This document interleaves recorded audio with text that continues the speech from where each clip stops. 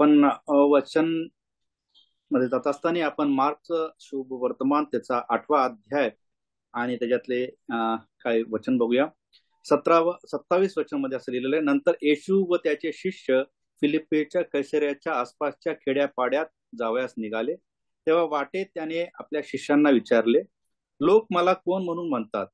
त्यांनी त्याला उत्तर दिले, बप्तिस्मा करणारा योहान, कित्येक एलिया, कित्येक संदेष्टापैकी एक असे म्हणतात. तेव्हा त्याने त्यास विचारिले, पण तुम्ही मला कोण म्हणून म्हणता? पेत्राने त्याला उत्तर दिले, आपण ख्रिस्त आहात. पुढे आपण 31 मध्ये पण बघतो, तो त्यास असे शिक्षण देऊ लागला की मनुष्याच्या पुत्राने पुष्कळ दुःखे भोगावी, वडील मंडळ, मुख्य याजक व शास्त्री यांच्याकडून नाकारले जावे, जिवे मारले जावे आणि त्याने 3 दिवसानंतर पुन्हा उठावे, याचे अगत्य आहे. ही गोष्ट तो उघड बोलत होता तेव्हा पेत्र त्याला बाजूला घेऊन त्याला दटावू लागला. तेव्हा त्याने वळून आपल्या शिष्यांकडे पाहिले व तो पेत्राला दटावून म्हणाला, सैताना, माझ्याकडून चालता हो, कारण तुझा दृष्टिकोन देवाचा नव्हे तर मनुष्याचा आहे. इथं आपण बघतो की प्रभू येशू ख्रिस्त जेव्हा आपल्या शिष्यांना विचारत आहे की है ना, आपण मला काय म्हणतात, तेव्हा इथं पित्याने त्याला प्रकट केलं की आपण ख्रिस्त आहात. देवाने एवढी मोठी गोष्ट पेत्राच्या द्वारे इथं प्रकट केली की है ना, ख्रिस्त आहात म्हणून. आणि पुढेच आपण वचनामध्ये वाचतो 33व्या वचनामध्ये प्रभू येशू ख्रिस्त म्हणतो की तुझा दृष्टिकोन देवाचा नव्हे तर मनुष्याचा आहे. प्रियानो, एक गोष्ट आपण इथे बघतो की एवढी मोठं गोष्ट आहे ना, इथे आपण वरच्याच वचनामध्ये पाहिली की अद्भुत गोष्ट इथं घडते की पेत्राला तिथे पिता एक मोठी गोष्ट दाखवून देतो आणि त्याच्यानंतर थोड्याच वेळामध्ये आपण असं बघतो त्याचा जो दृष्टिकोन देवावरचा होता, जो देवावर त्याची संगती होती, देवाने त्याला माहिती दिली होती, एवढा तो जवळ असताना थोड्या क्षणामध्ये त्याचा दृष्टिकोन मनुष्याचा होऊन जातो. म्हणजे प्रभू येशू ख्रिस्त जेव्हा त्याला म्हणतो की मला है ना पुष्कळ दुःखे भोगावे लागतील, है ना, मला वडील मंडळ, मुख्य याजक, शास्त्री यांच्याकडून नाकारला जाईल, मारला जाईल, तिसऱ्याचे पुन्हा उठेल, तर आपण बघतो की इथं पेत्र देवाचा दृष्टिकोन सोडून मनुष्याचा दृष्टिकोनामध्ये येतो. आणि हीच गोष्ट आपण जेव्हा योहानाचा शुभ वर्तमान त्याच्या 18व्या अध्यायामध्ये येतो, त्याच्यामध्ये 11 वचनमध्ये असंच लिहिलेलं आहे की जेव्हा ही घटना घडते, प्रभू येशू ख्रिस्ताला तिथे पकडण्यासाठी तिथे सैन्य येतं आणि प्रभू येशू ख्रिस्ताला धरण्यात येतं. तिथे असं लिहिलेलं आहे की येशू पेत्राला म्हणाला, म्हणजे तिथं असं लिहिलं की जेव्हा ते सैनिक पुढे येतात तेव्हा पेत्र काय करतो, आपली तलवार काढून ते एका दासाचा कान कापतो. प्रियानो, प्रभू येशू ख्रिस्त त्याला म्हणतो की पित्याने जो प्याला मला दिला आहे तो मी पिऊ नये काय? तसं बघायला गेलं तर प्रभू येशू ख्रिस्ताने आपल्या नुसत्या वचनाच्या द्वारे किंवा सांगण्याच्या द्वारे सर्व सैनिक जिथं आहे तिथं त्यांचा पराभव केला असता, पण आपण बघतो की येशू ख्रिस्ताने तसं नाही केलं. येशू ख्रिस्ताने पेत्राला म्हणतो की तुझा दृष्टिकोन हा देवाचा असला पाहिजे. तिथे आपल्याला असं बघायला मिळतं की पुन्हा एकदा पेत्र आपला दृष्टिकोन मनुष्याच्या, म्हणजे मनुष्याच्या विचाराने तिथे आपला दृष्टिकोन करतो. यानो प्रभू येशू ख्रिस्ताची इच्छा आहे की आपला सर्व कोण हा देवाचा असला पाहिजे. आपण प्रत्येक वेळेस प्रथम स्थान देवाला दिलं पाहिजे. आपण हे विचार केला पाहिजे की देवाची योजना आपल्या जीवनामध्ये काय आहे. आणि जर आपण मनुष्याच्या विचाराने जर चाललो तर आपण बघू शकतो की आपण पराजित होऊ शकतो. आपण काही उदाहरण बघूया ज्याच्याद्वारे आपल्याला समजून येईल की परमेश्वराचा दृष्टिकोन आपल्या जीवनामध्ये किती महत्वाचा आहे. आपण जर बघितलं तर जर पहिलं शमूएलचं जेव्हा आपण पुस्तक बघतो, पहिलं शमूएलचं पुस्तक त्याचा 25वा अध्याय जेव्हा आपण त्याच्यामध्ये येतो, आपण जुन्या करारामध्येच काही घटना बघूया. त्या पुस्तकामध्ये आपण असं बघतो की दावीद राजा हा सौल राजा त्याच्या मागे लागल्यामुळे सगळीकडे पळत सुटलेला असतो आणि तिथे दावीद राजा आणि त्याचं सैन्य ह्यांना काही अन्न पाण्याची गरज पडते आणि दावीद राजा जेव्हा त्याला ही अन्नाची गरज पडते तेव्हा तो सांगतो आपल्या सैन्यांना की तुम्ही जा, तिथे एक सुख संपन्न माणूस आहे, तो त्याचं नाव नाबाल आहे. त्या नाबाल आपण म्हणतो, आपण बघतो बायबलमध्ये है ना, तो कठोर आणि वाईट वृत्तीचा होता, पण तशीच पत्नी तिथं असं लिहिलं की ते बुद्धिमान होते आणि रूप होती, अशा कुटुंबाकडे तू जा, तो सुख संपन्न मनुष्य आहे आणि त्याच्याकडे तुम्ही सांगा. आता तिथे त्याला त्याची सोय होईल या दृष्टिकोनातून ते आपल्या सैन्याला तिथे पाठवतो. आणि आपण जर बघितलं तर ते जेव्हा त्याचे सैनिक तिथे जातात आणि म्हणतात की आम्हाला आमच्या दावीद राजाने पाठवलंय आणि आपण आम्हाला काहीतरी द्या, आम्ही सर्व गोष्टी आपल्यासाठी केलेल्या आहेत, आम्हाला काहीतरी द्या. आणि तिथे तो नाबाल कसा बोलतो, तो असं म्हणतो, अरे कोण तो दावीद? असे बरेचसे लोक आहेत जे आपल्या स्वामीला सोडून पळून जातात. आणि तिथे आपण बघतो की असं नाबाल म्हणजे त्याला असं माहित नाही की असं असं नाही की त्याला दावीद कोणी असं माहित नाही. तो तिथं म्हणतो पण की आपले असे काही लोक असतात स्वामीला सोडून जातात आणि मी त्यांची का मदत करू, मी त्यांच्या का मागे जाऊ, मी का त्याला हे करू ते करू. आणि तिथे एक अपमानस्पद आपण बघतो की वागणूक तिथे त्या लोकांना मिळालेली आहे.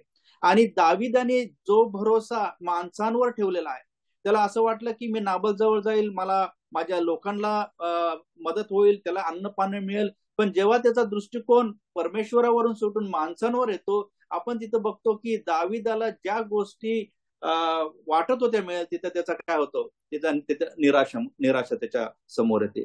प्रियानो, परमेश्वर आपल्याला हे सांगायचा प्रयत्न करतो की प्रत्येक गोष्टीमध्ये, प्रत्येक क्षणामध्ये आपला दृष्टिकोन जो आहे तो आपण देवावर ठेवायचा आहे, मनुष्यावर नाही. पुढे आपण असं बघतो की पहिल्या समूएलच्या पुस्तकामध्ये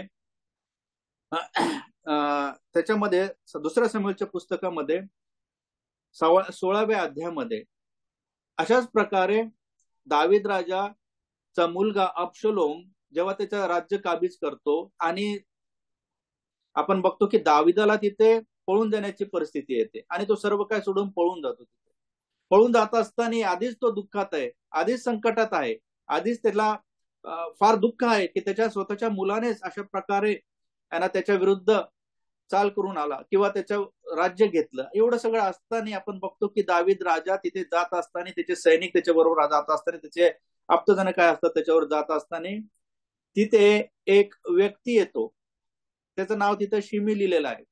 तो शौलाच्या कुळातला आहे आणि तिथं तो बऱ्याच अशा गोष्टी शिव्या शाप दाविदाला तिथे द्यायला सुरुवात करतो.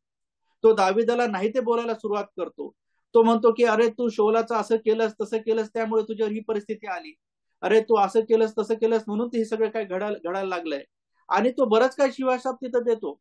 आणि आधीच दावीद खचलेला आहे, आधीच मुलाच्या या सर्व प्रसंगामुळे आधीच तो फार रडवेला झालेला असेल, भयानक परिस्थितीमध्ये असेल, संकटामध्ये आहे, सर्व परिस्थितीमध्ये आहे, उन्हा रानात फिरत आहेत. आणि अशा परिस्थितीमध्ये हा व्यक्ती येऊन अशा प्रकारे बोलतो, तेव्हा एखादा आपला साधारण मनुष्य, आपल्यासारखा मनुष्य असेल तर तिथे त्याचं काय रिॲक्शन असेल. पण इथे त्या दाविदाचा सैनिक सुद्धा म्हणतो की तुम्ही ह्या माणसाला सांगा, हा कुत्र्यासारखा बोलत आहे, ह्याला मी जाऊन काय करेल, याचं डोकंच मी छाटेल.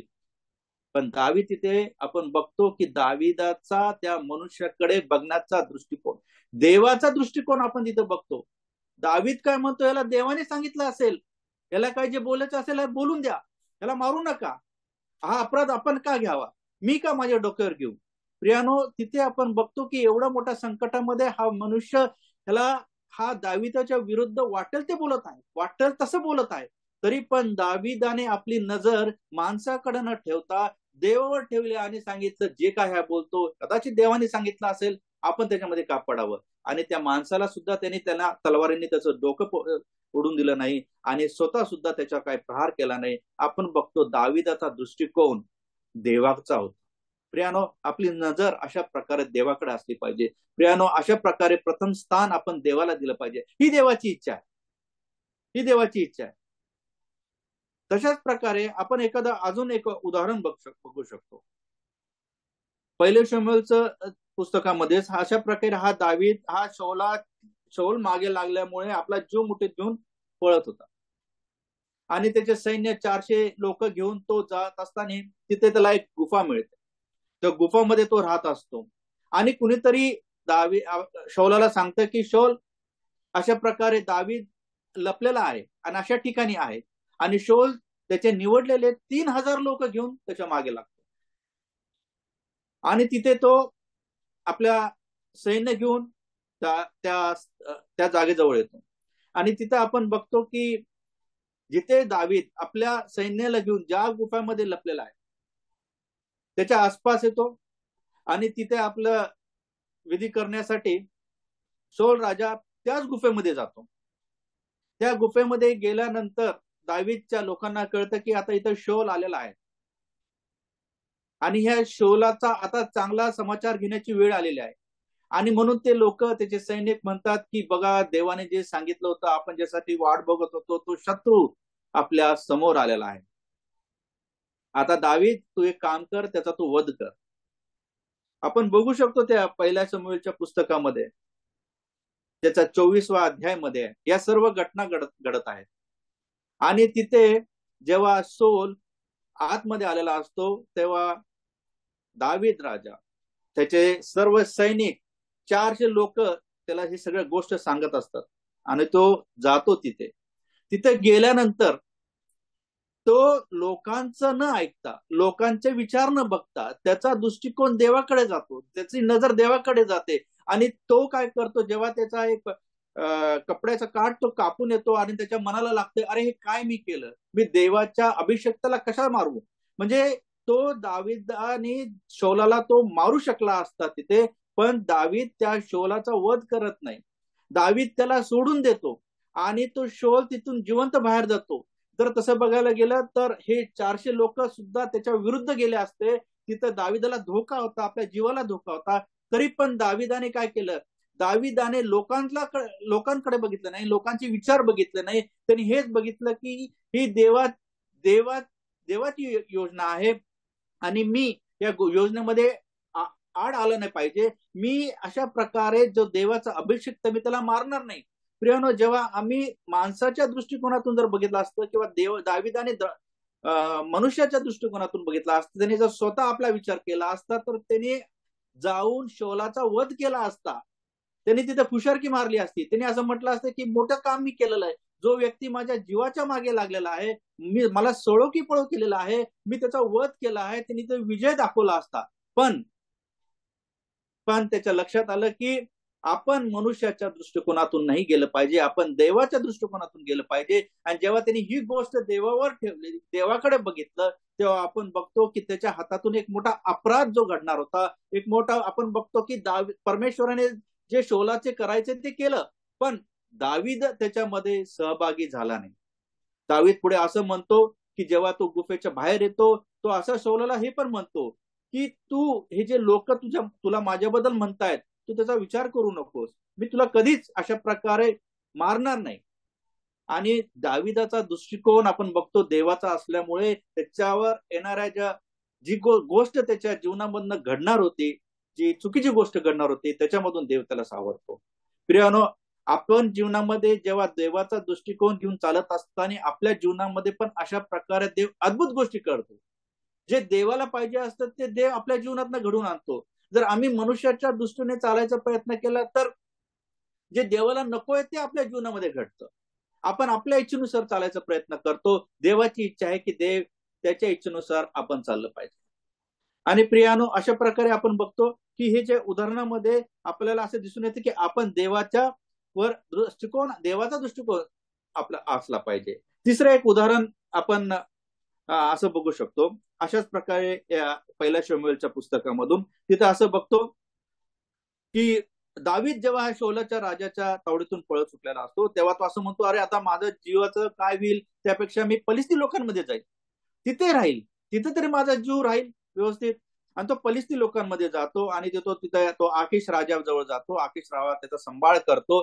सांभाळ केल्यानंतर एक वेळ अशी येते की ते लोक म्हणतात, चला, फलिस्ती लोक म्हणतात की आपण इस्रायलवर जाऊन इस्रायल राजावर आक्रमण करूया. पण तिथे त्यांना असं म्हणण्यात येतं की दाविदाला तुम्ही घेऊ नका, दाविदाला परत पाठवा.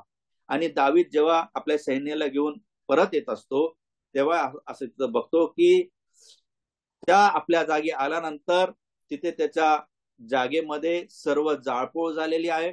आणि तिथे त्याचं कुटुंब, त्यांची लेकरं, मुलं, मुली, बायका, सर्वांना घेऊन ते अमेलेकचे लोक निघून गेलेले आहेत, पळून गेलेले आहेत. तिथे असं बघतो आपण की ते सैन्य आणि दावीद राजा सर्वांचं कुटुंब, लेकरं तिथून गेल्यानंतर, निघून गेल्यानंतर, जेव्हा तिथे दावीद आणि त्याचे लोक विलाप करतात, रडतात, दिवसभर रडतात. आणि थोड्या वेळामध्ये त्याला असं समजतं की लोक त्याला आता दगडमार करणार आहेत. एवढं मोठं संकट, मरणाचं संकट आता त्याच्या जीवावर बेतणार आहे हे तेव्हा दाविदाच्या लक्षात येतं.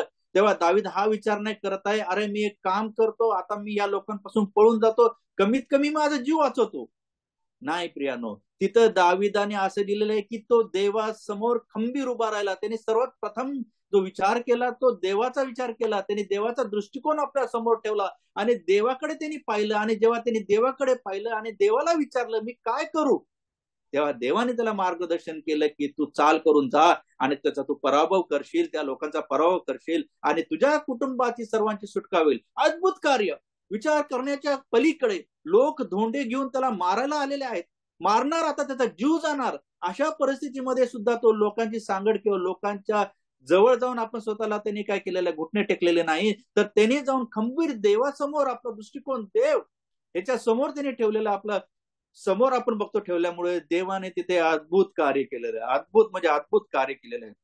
तिथं त्याचा जीवच वाचला नाही, तर त्यांचं जे गेलेल्या सर्व गोष्टी प्रियानो त्याला मिळालेल्या, सर्व गोष्टी मिळालेल्या आहेत. अशाच प्रकारे आम्ही बघतो की मोर्देक्याच्या जीवनामध्ये पण, मोर्देक्याच्या जीवनामध्ये आपण बघतो की जेव्हा त्याला सर्व यहुदी लोकांवर आणि सर्व जिथे राहणारे सर्व यहुदी लोकांवर तलवार येते की आता सर्वांचा मृत्यू तिथे होणार आहे, पण प्रियानं आपण बघतो की गोंताट नेसून मोर्देक्या परमेश्वराच्या समोर गेला, परमेश्वराच्या समोर रडला आणि परमेश्वराचा दृष्टिकोन त्याच्या समोर ठेवला. त्यांनी हामांच्या समोर झुकला नाही, तो परमेश्वरावर त्याने आपला भाव ठेवला. आणि आपण तिथं बघतो जेव्हा ह्या गोष्टी ठेवल्या तेव्हा परमेश्वराने रात्री त्या राजाला झोपून दिलेलं नाही. त्या परमेश्वराने त्या राजाला दाखवून दिलं की मोर्देक्याय कोण आहे, काय त्याने तुझ्या जीवनामध्ये कार्य केलेलं आहे. आणि तिथे जिथं आपण बघतो की त्याचा मृत्यू व्हायचा आहे तिथं त्याला उंच केलेलं आपण बघतो देवाने. आणि देवाने नुसतं उंच नाही केलं, तर जे यहुदी लोक आहेत ज्यांचा नाश होणार होता, ज्या यहुदी सर्व नाश झाले असते तर त्याच्याद्वारे प्रभू येशू ख्रिस्ताचा जन्म सुद्धा झाला नसता.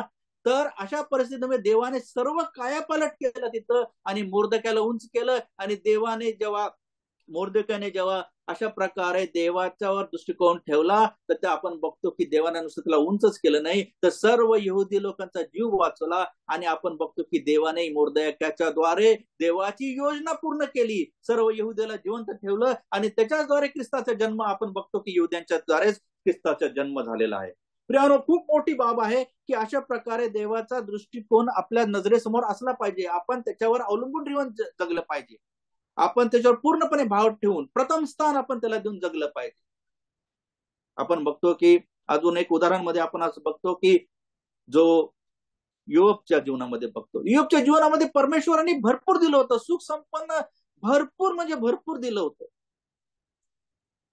आणि तिथं आपण बघतो जेव्हा देवाने त्याला इतकं भरपूर दिलं होतं तरी तो प्रथम स्थान देवाला देत होता. माझी लेकरं चुकी करायला नको म्हणून तो सर्व काय भाव देवावर ठेवत होता. सर्व काय देत असताना एका झटक्यामध्ये जेव्हा सर्व काही त्याच्या हातातून गेलं तेव्हा आपण बघतो तो असं म्हणतो, देवाने दिलं आणि देवाने घेतलं. प्रियानो, त्या जागी त्याची पत्नी, तिचा दृष्टिकोन बघा, ती मनुष्याच्या दृष्टिकोनातून बघते आणि म्हणते, अरे काय तुम्ही त्या परमेश्वराकडे बघता, बघा काय झालेलं आहे. एक तन एक एक घरात राहणारी त्याची अर्धांगिनी, ती जेव्हा मनुष्याच्या दृष्टीने विचार करते तेव्हा ती कसा विचार करते. आणि योब जेव्हा परमेश्वराच्या दृष्टिकोनातून बघतो तेव्हा तो हेच म्हणतो, देवाने दिलं, देवाने नेलं, परमेश्वराचा धन्यवाद असो. प्रियानो, प्रभू येशू ख्रिस्त पण आपल्याला हेच म्हणतो की अशा प्रकारे देवाच्या दृष्टिकोनातून तुमचं जीवन जगा. जे जीवन तुम्हाला दिलेलं आहे, आजचा जो दिवस दिलेला आहे आणि इथून पुढे पण प्रभू आपल्याला चालवत आहे, तर प्रभू हेच म्हणतो की देवाचा दृष्टिकोन समोर ठेवून चाला. असं नाही की पेत्रासारखं की थोड्याच वेळापूर्वी आपण एवढे मोठे अद्भुत कार्य त्याच्या जीवनामध्ये झालं, ती गोष्ट जी कुणी विचार केला नव्हता ती पित्याने त्याला प्रकट केली आणि त्याला चालवायचा प्रयत्न केला. दुसऱ्या क्षणीमध्ये आपण बघतो की त्याने मनुष्याचा विचार केला आणि अशा प्रकारे तो देवापासून, विचारापासून लांब गेला. प्रियानो, ही गोष्ट आपण आपल्या जीवनामध्ये लागू करण्याची गरज आहे की आपल्या जीवनामध्ये आपण प्रथम स्थान, देवाचा दृष्टिकोन आमच्या जीवनामध्ये आमच्या समोर असला पाहिजे. शेवटचं एक मी उदाहरण घेऊ इच्छितो. जेव्हा योसेफ बद्दल आपण बघतो, त्याचे भाऊ त्याच्या समोर आले आणि त्यांना जेव्हा कळालं, भावाला कळालं की हा आमचा भाऊ आहे, हा आमचा भाऊ आहे, तेव्हा त्यांच्या मनामध्ये किती चलबल झालेली असेल प्रियानो, किती. त्यांना असं वाटलं असेल की आता हा भाऊ आमचा काय करेल, जीव घेईल, आम्हाला वाटेल तसा त्रास देईल, आम्हाला जे दिलेलं अन्न पाणी ते पण घेईल. भयानक त्यांच्या डोक्यामध्ये अशा प्रकारचे विचार आले असतील. पण तिथे आपण एक विचार करून बघा, चला आपण बघतो, युसुफने पूर्णपणे आपला दृष्टिकोन देवाचा वर ठेवला होता सुरुवातीपासून. जेव्हा त्याला ह्या भावांनी उचलून खड्ड्यात टाकलं, तेव्हा त्यांनी असं म्हटलं असेल की मी तुमच्याकडे बघितलं नाहीये, तुम्ही जेव्हा मला खड्ड्यात टाकलं तेव्हा मी तुमच्या विचारकडे नाही बघितली, मी देवाचा दृष्टिकोन बघितला. जेव्हा तुम्ही उचलून मला मिस्री लोकांना विकलं तेव्हा मी देवाच्या दृष्टिकोनातून बघितलं. जेव्हा मी पोटिफरच्या पत्नीच्या जाळ्यात अडकलो आणि तिथून बाहेर पडलो तेव्हा मी त्यांच्याकडे नाही बघितलं, मी देवाच्या दृष्टिकोनाकडून बघितलं. जेव्हा अशा प्रकारे मला फिरोनने राजा बनवलं, फिरोन राजाने मला पंतप्रधान बनवलं, तेव्हा फिरोन राजाकडे नाही बघितलं, मी देवाच्या दृष्टिकोनातून बघितलं. आणि आज पण तुम्ही केलेला माझ्यावर सर्व अत्याचार ह्याच्याकडे नाही बघत आहे, मी देवाच्या दृष्टिकोनाकडून बघत आहे, देवाच्या इच्छेकडे बघत आहे, देवाच्या योजनेकडे बघत आहे. आणि म्हणून तो आपल्या भावांवर अत्याचार करत नाही, पण त्यांना एक उंच असं आपले स्थान देतो, एक जागा देतो आणि आपल्याबरोबर त्यांची सहभागिता देतो. प्रियानो, एक गोष्ट आपण लक्षात ठेवली, प्रियांनो, प्रभू येशू आपल्या जीवनामध्ये आपल्याद्वारे अद्भुत कार्य करण्याची त्याची इच्छा आहे. त्याला आपल्याद्वारे जी योजना त्यांनी आखलेली आहे ते देवाच्या दृष्टिकोनातून पूर्ण करायची आहे. त्याला आपल्याला चालवायचं आहे, त्याला आपल्याला पुढे न्यायचं आहे. आणि अशा प्रकारे त्याची इच्छा तो प्रकट करत आहे. आज प्रभू आपल्या वचनामध्ये हीच गोष्ट आपल्याला सांगायचा प्रयत्न करत आहे की तुम्ही प्रथम स्थान आपण कुणाला द्या, देवाला द्या. प्रियानो, आज जर आपल्या खिशामध्ये आज जर पैसे नसतील किंवा काय नसतील, कुठल्या गोष्टीचे संकट असेल है ना, प्रभू येशू ख्रिस्ताने सांगितलं जो प्याला आहे तो एकदम कष्टाचा आहे, दुःखाचा आहे, संकटाचा आहे, शत्रूचं आक्रमण, या सगळं प्याला तो तुम्हाला प्यायचा आहे आणि तोच प्याला आपल्याला प्यायचा. अशा प्रकारे संकट कष्ट आपल्या जीवनामध्ये जर आपल्यामध्ये अशा प्रकारे जर काही संकट आली, काय आलं, तर पहिले आपण मनुष्याचा विचार करतो. जर आज माझ्याकडे काय आर्थिक परिस्थिती जर बिकट असेल तर आपण पहिले मनुष्याकडे जातो आणि आपण त्याच्याकडे मागायचा प्रयत्न करतो. पण आपण बघितलं की दावीदच्या नजरेमध्ये त्याच्यामध्ये आपण बघतो दावीदाकडे नाबालच्या द्वारे त्याच्याकडे निराशा आली. अशा प्रकारे आपल्या जीवनामध्ये पण जेव्हा आपण मनुष्याकडे बघू तर आपल्याकडे निराशा येऊ शकते. पण प्रभू म्हणतो तुम्ही देवाचा दृष्टिकोन ठेवा, अद्भुत आणि अद्भुत कार्य तुमच्या जीवनाच्या द्वारे. प्रियानो, आपण प्रभूकडे आणि प्रभूच्या चरणाजवळ या, प्रभूला सांगूया आणि प्रभूला मागूया, प्रभू अशा प्रकारे तुझ्यावर दृष्टिकोन ठेवण्यासाठी आम्हाला सहायताने मदत कर. आम्ही जे काय करू तुझ्या इच्छेनुसार करण्यासाठी आम्हाला सहायताने मदत करू. येणाऱ्या संकट, कष्ट, मुसीबत सगळ्या गोष्टींवर आम्ही तुझ्याकडे यावं ही प्रभू आम्हाला सहायताने मदत कर. प्रभू करो अशा सर्व गोष्टींमध्ये जे प्रभूने आमच्या जीवनामध्ये दिलेलं आहे, आम्हाला राखलेलं आहे, असा दिवस दिलेला आहे, हे मोठी अद्भुत गोष्ट आहे. मोठी अद्भुत गोष्ट आहे की आम्हाला असा दिवस दाखवलेला आहे. असे बरेच जण असतील की त्यांना असा दिवस बघायला नाही मिळाला, पण प्रभूने आज दिवस आम्हाला दाखवलेला आहे, त्याच्या चरणाजवळ आलाय. हे उत्तेजन, हे वचनाच्या द्वारे हे जे उत्तेजन आम्हाला मिळालेलं आहे हे घेऊन चालण्यासाठी प्रभू आम्हाला सहायता मदत करू.